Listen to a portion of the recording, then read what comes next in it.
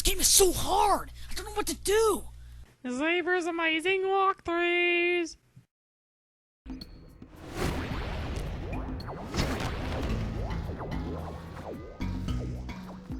Good training, boys, but that's nothing compared to the challenges that lie ahead.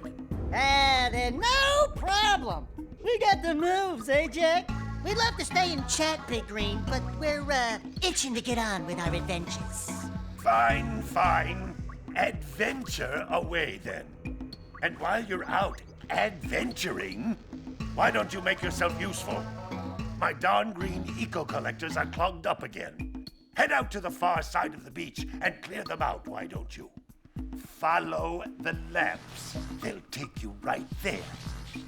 Now, all of you, get out of here! Alright, so welcome to part 3 of Let's Play Jak and Daxter.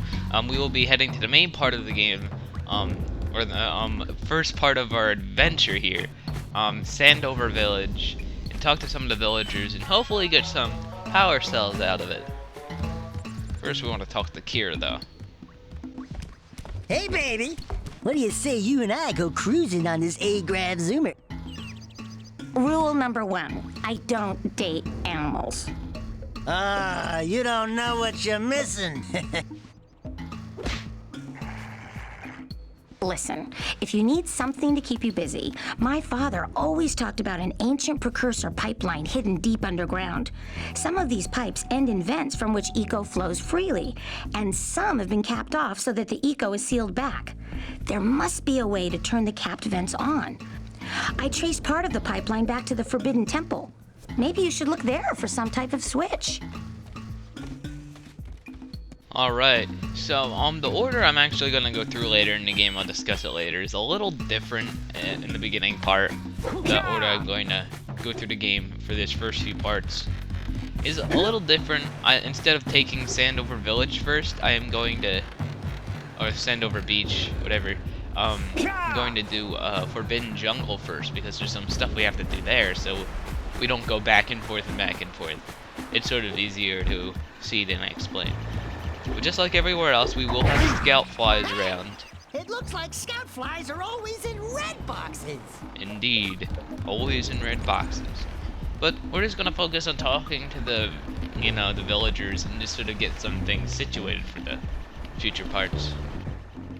No, don't tell me that you two have problems as well. First I hear of monster sightings near the village, and now this. See those gears up there, boys? See them? See how they're not moving? That means our village has no power. The eco beam coming from the jungle temple has been interrupted. And boys, everyone's too frightened to go out and find out what's happened. Did you pay the bill? Yeah. Oh, you're funny. Now look, if you two fix the eco beam, I'll give you a power cell. Oh, and another thing, if by any chance you're interested in making a contribution to my re-election campaign, I might be willing to part with yet another power cell. The minimum contribution is a very modest 90 precursor orbs. Alright, so all of the villagers will ask for, not all of them will ask for any type of precursor overall, but some of them will ask for, the ones that will ask for precursor orbs will ask for 90, which that's sort of like the big demanding number for precursor orbs for some reason. But, so that's usually the main number they'll ask for, so just make sure you have that much when you want to go get a power cell from them. Well, hello there, my dear boy. You've caught me at a most inopportune moment. I was to set off on my journeys yesterday, but I seem to be a spot short on the old precursor orbs. I would have pledged my word that I had 90 of them, but I gather that your young friend, the little annoying, miserably ugly one, might have just pilfered them as a sort of a spot of fun. Anyway, would you be kind enough to loan your dear old uncle 90 precursor orbs so he can get underway? I would offer you a power cell in return. That thing he said, I know that, like, that sort of spiced controversy, what he said. He said that he was Jack's uncle. If he actually is, and that sort of spikes controversy in this whole storyline. Because in the whole storyline, Jack doesn't have a father or parents or anything. So it's sort of weird to see that. It's all like, is he actually his uncle? And if, then why doesn't he know about his father? Which his father's revealed in the third game. But I won't get into that. But that's really, like, you know, like, what's up with that? Hey! Little furry dude! Oh, I thought for a moment you were my muse. Your what? Haven't you ever seen a muse before?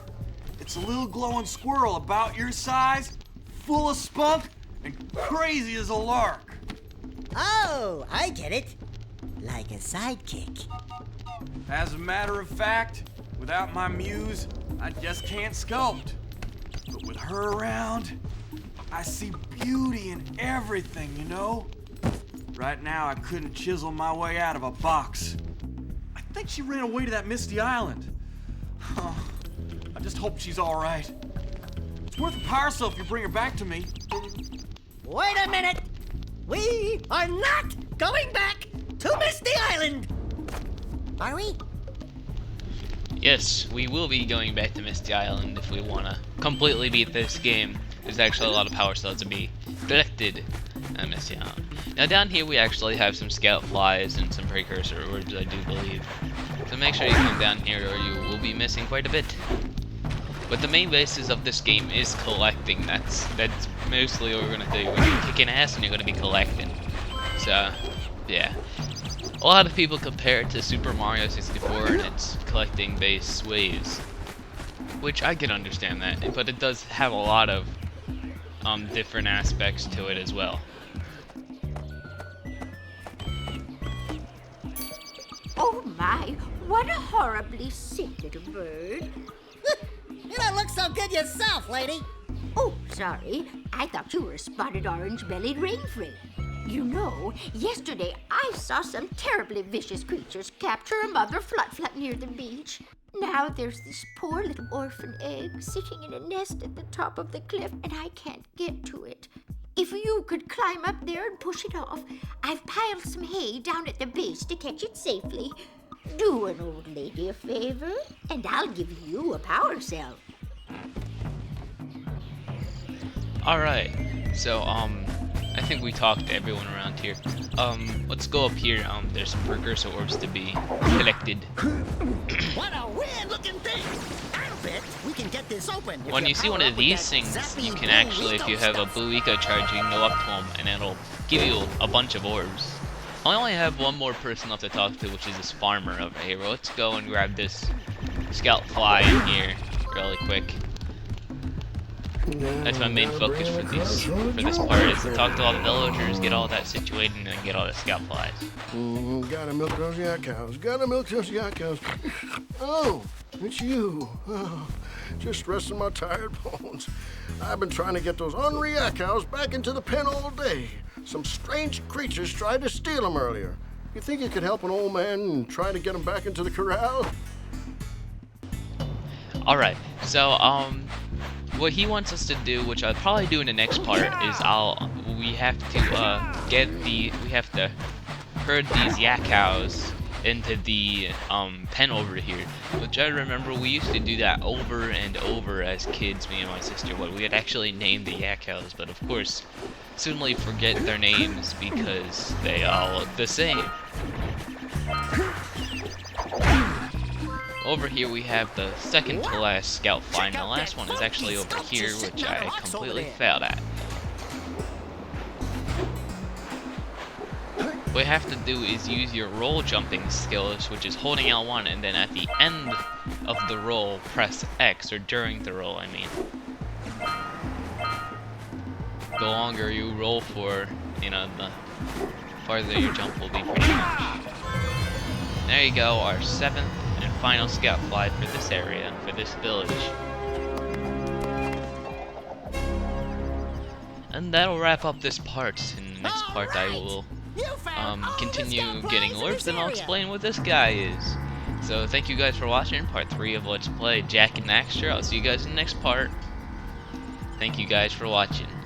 See ya.